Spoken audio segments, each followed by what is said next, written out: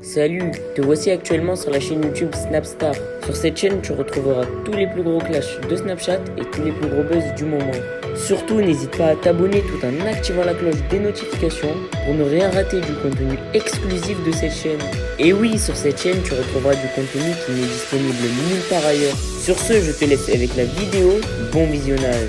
Comme vous avez pu le voir en regardant la miniature et le titre de cette vidéo, aujourd'hui nous allons essentiellement parler de Nabil El Moudni et de Marc Blatta. Vous devez certainement tous les connaître, Nabil et Marc Blatta, ce sont deux blogueurs issus du milieu de la télé-réalité française. Comme vous le savez, il y a encore quelques mois, Nabil et Marc se détestaient, ils ne faisaient que de se clasher sur les réseaux sociaux. Dans cette vidéo, Naboul le Maboul est très en colère et il a décidé de s'en prendre violemment à l'une de ses chroniqueuses. En effet, Coupe-Chien n'a pas du tout mâché ses mots et il en a profité pour lancer des nouveaux pics à l'énorme crâne d'œuf. Je vous laisse sans plus tarder avec sa prise de parole et n'oubliez pas de donner votre opinion dans l'espace commentaire.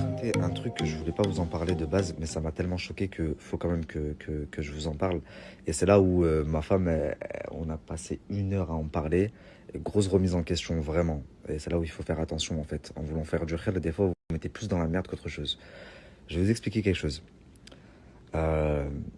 Moi, cette femme-là, celle qui organise l'événement, j'étais à Paris la semaine dernière avec ma femme et je l'ai vue. Je l'ai vue pourquoi? Parce qu'elle a eu un problème avec une personne qui travaille dans une grande agence et qui lui a booké des influenceurs. Et au final, elle me dit, ouais, ils essayent de m'arnaquer, je sais pas quoi. Et moi, je connais le patron, les gérants de cette boîte. Donc, je lui dis, bah attends, j'appelle le patron, je cale un rendez-vous, on va aller voir les patrons directement. Et c'est ce qu'on a fait. Donc, je l'ai vu à Paris la semaine dernière, ok? Il y avait ma femme, il y avait mon assistant aussi avec nous. Enfin, on était 3 ou 4. Je l'emmène voir le patron, ça se passe plutôt pas mal.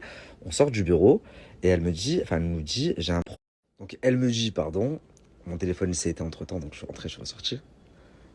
Elle me dit, j'ai un problème avec ma carte est bloquée. Est-ce que s'il te plaît, tu peux... elle dit, est-ce qu'il y a quelqu'un qui peut me retirer 1500 euros et moi je lui fais en PayPal. Ok? Et moi je lui dis, je sais pas si ça va passer et tout parce que je suis plafonné et tout. Les cartes de société, je peux pas retirer, c'est mort. Mais si ça passe avec ma perso, moi ça me dérange pas. Je te le fais. J'ai pas de PayPal, je te passe le PayPal de ma mère. Elle me dit, ok, pas de problème et tout. Donc on s'arrête de retirer. Et elle était avec sa copine. Donc sa copine, celle qui donne son PayPal, parce que la femme en question n'a pas de PayPal, elle passe par sa copine, ok? Donc sa copine, elle descend avec moi de la voiture, je vais au distributeur, je retire, je vois que je peux retirer 1500, mais si je retire 1500, ça risque d'être chaud pour moi dans la semaine, parce que je suis plafonné à la semaine. Et donc je lui retire 900 euros. Je lui dis, bah je te retire 900, et moi je vais me débrouiller, t'inquiète. Sa copine, elle me dit, bah tu peux pas retirer avec une autre carte? Je lui dis non, je peux pas parce que c'est des cartes de société. Et cartes de société, tu peux pas retirer de l'argent avec. Tu dois justifier auprès du comptable tes dépenses, etc. Et elle me dit, ah bon, bah c'est pas grave, 900, c'est déjà bien. Donc, et ça, je peux le prouver, le retrait, l'heure, le jour, la date, le lieu à Paris, machin. Et 2 minutes après le retrait de 900 euros, en effet, ma mère reçoit un PayPal de 900 euros. En fait, je leur ai donné en liquide et ils l'ont fait en PayPal pour les arranger. Encore une fois, regardez ma nia. Tout à l'heure, je suis au téléphone avec Poupette et la femme de la marque et elle me dit quoi? Mais toi aussi, Nabil, t'as mangé un billet. J'ai saigné du nez. Pardon? Moi, j'ai mangé un billet sur toi? Elle m'a dit oui parce que... Salam alaikum la famille, j'espère que vous allez bien, que vous passez une très bonne journée. Je suis actuellement à Cannes. J'ai bougé dans la nuit, me demandez pas ce qui s'est passé. Mais normalement, ça va valoir le coup, croyez-moi. Je suis sur une très très grosse affaire. Mais rapidement, parce que c'est vrai que je commence à avoir du retard et à chaque fois, je vous dis, je fais des stories et ça traîne. Je vais vous faire la story que je vous ai dit hier par rapport à Chiquita.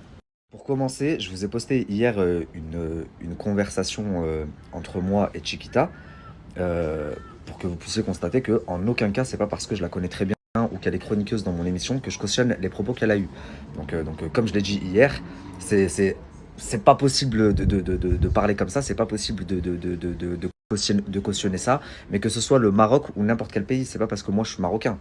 Même si, en effet, le Maroc c'est le plus beau pays du monde et qu'on peut pas dire c'est un pays qui pue, mais jamais de la vie. C'est vraiment pour moi un joyau, un mélange entre modernité et tradition. Les gens ont une mentalité, un savoir-vivre, un sens de l'accueil que je retrouve nulle part ailleurs dans le monde et je voyage énormément. Et c'est la vérité. Au-delà de ça, au-delà du fait que ce soit le plus beau pays au monde, on ne peut pas critiquer un pays dans lequel on est. Et ça vaut pour le Maroc, mais pour n'importe quel pays. C'est-à-dire que tous les gens qui sont en France, pareil, qui profitent du système ou qui sont là pour telle raison ou pour telle raison, en vrai, on s'en fout, et qui disent à la fin, ouais, ce pays de merde, ce pays de merde, eh ben les gars, il faut partir de ce pays dans ce cas-là. Si pour vous c'est un pays de merde, de même que tu vas pas dans un pays en vacances, profiter du soleil, de la piscine et tout, et dire ouais, ce pays qui pue. On a le droit d'avoir des opinions. Chiquita, on la connaît tous, elle s'est fait connaître en France parce qu'elle a des avis très tranchés et que quand quelque chose lui déplaît, elle prend son téléphone, elle dégaine et elle dit ce qui va pas. Mais il y a des façons de faire. Maintenant, ce que moi je voulais dire, parce que c'est quelqu'un que je connais personnellement, à contrario de toutes les personnes là qui font des stories depuis plusieurs jours, je la connais très bien, on travaille ensemble.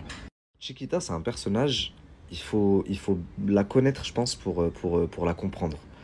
Donc les gens, ils voient d'elle une personne qui prend son téléphone et qui fait des coups de gueule quand elle voit quelque chose qui la débecte ou qui lui déplaît.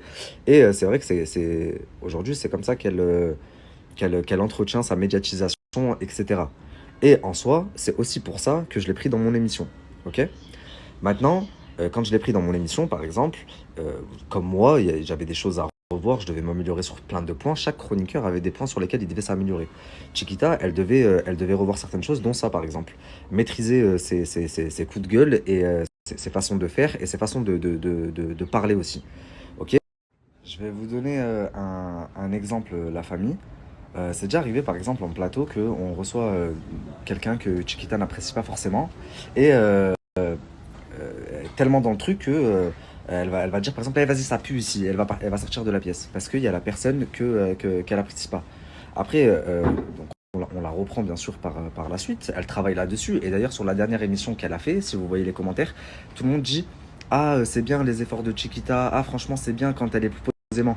Bah, tout ça c'est du travail. Maintenant, elle a été très maladroite. Moi-même, je l'ai mal pris et je lui ai envoyé un message. Mais à côté, je la connais. C'est très rare aujourd'hui de trouver quelqu'un d'aussi impliqué qu'elle dans n'importe quelle cause qu'on aborde, que ce soit les handicapés, les femmes battues, le racisme, et elle le fait pas parce que c'est l'émission, mais parce que son cœur lui dit de le faire. Et c'est pour ça que je suis allé la chercher pour mon émission, c'est pour ça qu'elle est chroniqueuse dans mon émission. Est-ce qu'elle est maladroite? Est-ce que des fois elle s'exprime très mal? Oui, je suis le premier à lui dire, je peux vous mettre des captures bien avant cette polémique où je la reprends par rapport aux émissions, etc., où je la conseille par rapport aux émissions à venir. Maintenant, quand il y a eu ça, vous m'avez tous écrit en mode ouais, toi, tu fais rien, tu dis rien, alors que t'es marocain et elle travaille avec toi. Mais les gars, dès que j'ai vu la vidéo, j'ai été le premier à lui écrire. C'est pas pour autant que j'en ai fait une story. Maintenant, vous, demain, vous avez un enfant, il va voler dans un magasin. Vous allez l'abandonner ou vous allez l'éduquer? Je sais pas si vous comprenez. Moi, si demain, je fais une bourbe, j'espère bien que les personnes que j'estime, ils vont me montrer là où j'ai fait la bourbe et me faire prendre conscience des choses, mais pas m'abandonner. Donc, est-ce que je vais me détourner d'elle parce qu'elle s'est mal exprimée? Non. Est-ce que je vais la tailler parce qu'elle s'est mal exprimée et lui faire prendre conscience? Bien sûr que oui. La famille, parce qu'il y a certaines personnes qui aiment trop déformer les propos des gens. Je suis pas en train de prendre sa défense pour les propos qu'elle a eus. Que ce soit le Maroc ou n'importe quel pays, comme j'ai dit en début de story, c'est des propos condamnables. Il n'y a aucun problème. C'est un truc que j'aurais pu aborder dans une émission et elle le sait. C'est pour ça que ça m'a d'autant plus choqué. Je suis juste en train de dire que connaissant la personne, si ses propos, elle les pensait vraiment, est-ce que vous pensez que moi, Nabil El Moudni, vu comme j'aime mon pays, les gens qui me suivent, ils me connaissent, vu les principes que j'ai, je vais laisser passer ça. Jamais de la vie. Donc, dans tous les cas, la reprendre, lui faire prendre conscience, lui expliquer, parce que ça va lui faire bien plus de problèmes que ça est en train de lui faire si elle change pas sa façon de faire, oui, mais me détourner d'elle, parce que on dirait que, vraiment, vous m'avez écrit comme si j'étais son père, c'était incroyable le nombre de messages que j'ai reçus. Non, je vais pas me détourner d'elle. Maintenant, demain, après-demain, je me rends compte qu'elle a un véritable problème contre le Maroc ou n'importe quelle ethnie ou pays qui soit, bien entendu que je me détourne. Donc voilà, maintenant vous connaissez mon point de vue, la famille, puisqu'il était si important apparemment et qu'il fallait que je m'exprime là-dessus. Est-ce que je cautionne ses paroles? Jamais de la vie.